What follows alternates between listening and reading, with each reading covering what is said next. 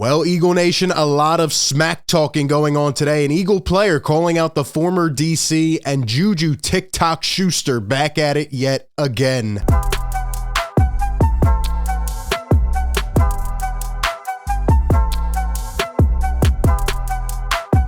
What is going on, everyone? Welcome into A to Z Philly, your number one home for Eagles coverage. Hit the like button if you enjoy these videos. Subscribe by hitting that red button down below, and be sure to hit that bell so you don't miss any of the upcoming off-season coverage. RB back, bringing you the latest from the link, and today, a lot of jawing going on, a lot of smack talking. You do not want to miss what was said. Certain guys are in their feelings. There's a whole bunch going on, and I'm about to really drill into the pettiness that has occurred in the last 24 hours. Lots to say before we get into it. One quick question here of the day. Should the Eagles let Miles Sanders go? I know we talked about this a couple days ago, but there was a post here, and this was actually liked by AJ Brown, who's going to be the source of this video today, the topic. And AJ Brown liked this post. It says, the Eagles love Kenny Gainwell and believe he can be the team's lead back in 2023 per Derek Gunn. So, maybe some players are already on board, right? Maybe guys have already essentially got used to the fact that it's either going to be Gainwell, Scott, and maybe a draft pick or a committee or sign a veteran back. Will Miles Sanders stay with this team? Will the Philadelphia Eagles pay him what he wants, or will he end up taking a hometown discount? Let me know your thoughts down below in the comment section. Now, before we get into the bread and butter of it, because, man, things got tense. Things got tense on Twitter yesterday. Quick shout out to the sponsor here of today's show, BetMGM. Enjoy all your favorite sports like never before at BetMGM. Sign up using code ATOZPA and receive up to $1,000 back in bonus bets if you don't win your first bet. When you register with BetMGM, you'll get instant access to a variety of parlay selection features, live betting options, player props, and daily boosted odds specials. And with BetMGM at your fingertips, every play and every game matter more than ever. Find out why BetMGM is the king of sportsbooks. Sign up today with bonus code ATOZPA and get up to $1,000 back in bonus bets if you don't win your first bet. Visit BetMGM.com for terms and conditions. 21 years of age or older to wager. Pennsylvania only. New customer offer. Bonus bets expire 7 days from issuance. If you or someone you know has a gambling problem, call 1-800-GAMBLER. All right, let's get into the juice, man. Let's get into it. So, we'll start off with CJ Gardner-Johnson, and he put this out on Twitter.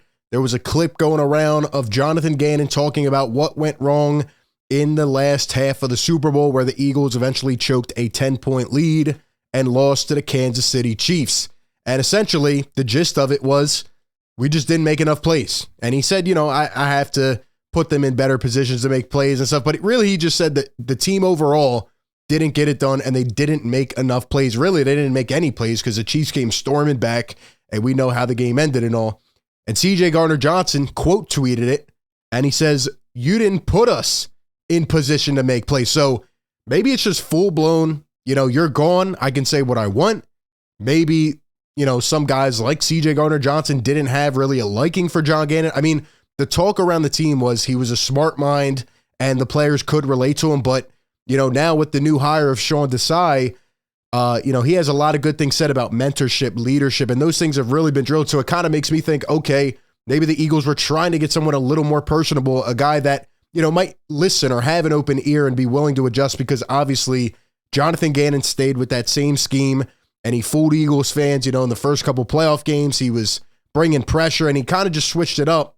And then in the biggest game, on the biggest stage, Mahomes was back there, and not to take any credit away because Mahomes is a dog, but, John Gannon let him carve up the Philadelphia Eagles. And, maybe Gardner-Johnson's just a bold personality. We know he is, right? But maybe he just said, it's just the truth. You didn't give us a chance to win the game. So it is frustrating to hear that. And, Gannon's off to the Cardinals. I don't know how that's going to work out. I wouldn't be too confident if I was a Cardinals fan, but we'll see. We'll see.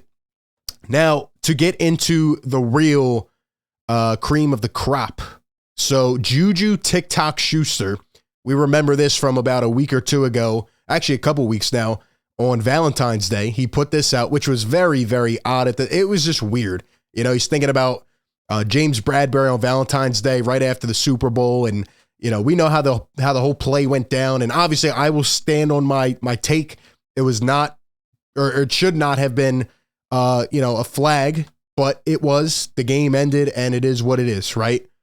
It was weird that Juju Smith, being the guy that won the Super Bowl, was taking time to troll and be petty, but he kind of has a history, and he's been a character for doing this stuff, right? He's a TikToker, and, him, Jackson Mahomes, all those guys, like, they're known for doing stuff like this. Fine, all right? One time, okay. And, he tried to make a joke about the holding call on 3rd and 8. Fine. But now, a couple weeks later, this is apparently still living rent-free in his head. And here's what Juju did yesterday. So he puts out a skit mocking A.J. Brown, Jalen Hurts, James Bradbury, and the entire team. And A.J. Brown had enough. He kind of addressed it weeks ago. There was a tweet that was deleted. He was pissed off. But now he went off. A.J. Brown got pissed. And I'm not going to play the whole skit. I watched like 30 seconds of it. I thought it wasn't funny. I thought it was kind of corny. All I'm going to say is this. Juju Smith-Schuster, if you're out there listening, you've been in the league for 6 years. You had 7 catches in the Super Bowl. A.J. Brown had a better game than you. A.J. Brown had 11 touchdowns on the year. He was better than you. Jalen Hurts had an MVP season. Gardner-Johnson had more interceptions than you had touchdowns on the season, as he said before in a tweet. So, you won the Super Bowl. Be happy for yourself, and congratulations. Honestly, go on a vacation. Enjoy yourself. Get away from the screens. Get away from the TikTok for a little bit. Go enjoy with your do what you need to do in the offseason. But why is this still coming up? At this point, it is just weird. And I know this isn't football talk, but let's be honest. Things have been quiet in the waters lately, other than a press conference here and there. So there's literally nobody talking about football stuff.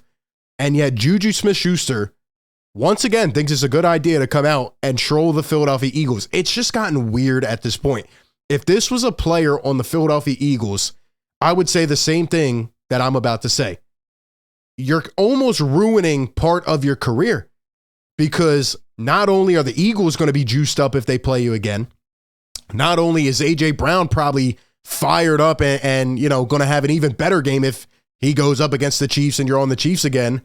And not only is C.J. Gardner-Johnson going to be fired up and get you right, but, anytime Juju, say, is coming across the middle next year and a guy gets a big hit on him, he's probably going to look down over him and say, yo, how does that feel, TikTok boy? Make a TikTok about that. You know what I mean? You're putting more ammunition at yourself. You're putting a target on your back, and really you're just being a child.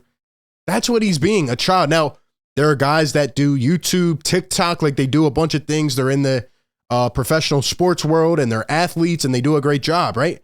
This has just gotten to a weird point. Use TikTok to talk about your game day experience and, give insight on how to handle money as an athlete, or do something like that. Why? You won. I could see it even if you were the petty one that lost and you were trying to complain or something. You won the game. Go enjoy yourself. I don't know why he is being this weird. It has gotten to a point where now maybe even his own teammates will look at this kind of stuff and maybe say something to him, because it's just gotten weird and disrespectful and little kid-like. So anyway, that's what happened, and A.J. Brown responded. He had deleted this tweet later on. Essentially, here's what it said. He tagged them and said, "You need to find somebody else to play with. Don't let that ring get you beat up. I'm with all the dumb bleep. I'm not going to speak on it no more." This is, again, the second, third time. He even DM'd him. And this is what he had said. "I don't play the kid games. If you want to see me, I'm with it. You better go to Cabo and enjoy your ring and stop bleeping with me. Leave me off all your TikTok bleep bleep." Yeah, so that happened. And then even Darius Slay on his newest podcast today said, that's not called for. The new generation is a little weird. I would have to agree. As someone who sees this and is, I guess, a part of it. And it's just weird.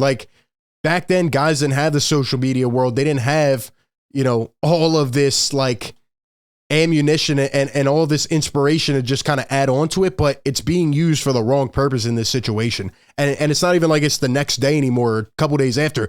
It has been weeks. Why are you still continuing to try to troll the team? By the way, players that played better than you did. I know you won, and again, congratulations, but at one point it just gets weird. And, again, you're just creating a target for yourself. Even if you go to a new team, maybe you have to team up with some of these guys in the future. And, guys are just going to look at you weird now.